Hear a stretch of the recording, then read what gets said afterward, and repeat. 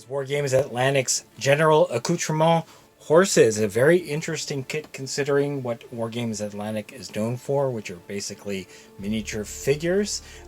This time you're just going to get a bunch of horses. This is actually going to be an interesting kit to have, especially if you do a wide range of historical miniatures. So I'm going to turn this around. In this kit you're going to get 36 unique poses based on the components that you choose to make your mounts here. And they look generic enough that you can use these in a wide range of historical miniatures or fantasy miniatures, stuff like that. So without further ado, let's go ahead and take a look at what's inside. Alright, so this is a no muss, no fuss kit. There are 6 sprues of horses and their components here, so we're just going to take a look at one of them. I believe that these are identical. So on this sprue you can make 3 mounts, so they're the 2 different halves of the body. You have a number of heads here, 4, and 3 saddles, as well as 3 tails. Not a lot to talk about. The sculpting is actually really well done. It doesn't look much different from any other mount that you would get from a different manufacturer's kit, and it's nice and clean and simple to put together. Let's talk about how this kit can be of great value to you as a wargamer. So taking a closer look at the Wargames Atlantic sprues compared to, let's say, this Warlord sprue, the horse size is quite similar. It's very close. There's no size creep on either of them.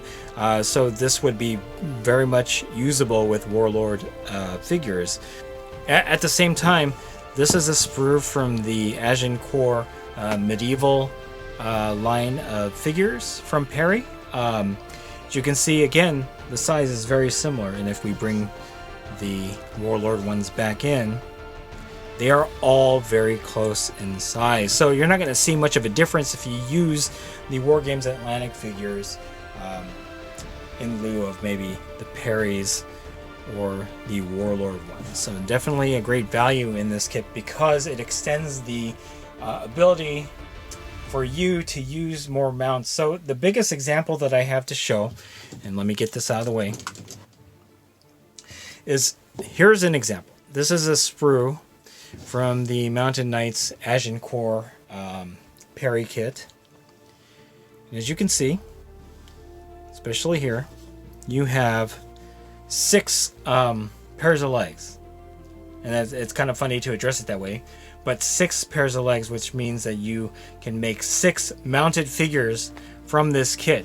A variety of different figures, which makes this sprue fantastic. The only problem is, in the Medieval Knights kit from Perry, there are only 12 horses.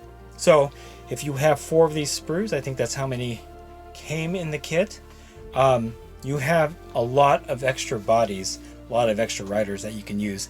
And then something like this would allow you to use the rest of the figures on this sprue and increase the amount of knights in this example for your wargaming needs. And again, because the size difference is negligible, in fact they may just be about the same, you're not going to notice too much when you're putting these on the field or on the table. So yeah, there you have it, Wargames Atlantic's General Accoutrement Horses, an interesting kit that comes from a very wonderful company that puts out fantastic miniatures. This is a great way to, in my example, extend the use of some other kits from different manufacturers and allowing you to create more cavalry. So the figures are generic enough so that you can use this across a range of different historical miniatures, as well as like for fantasy miniatures and stuff like that.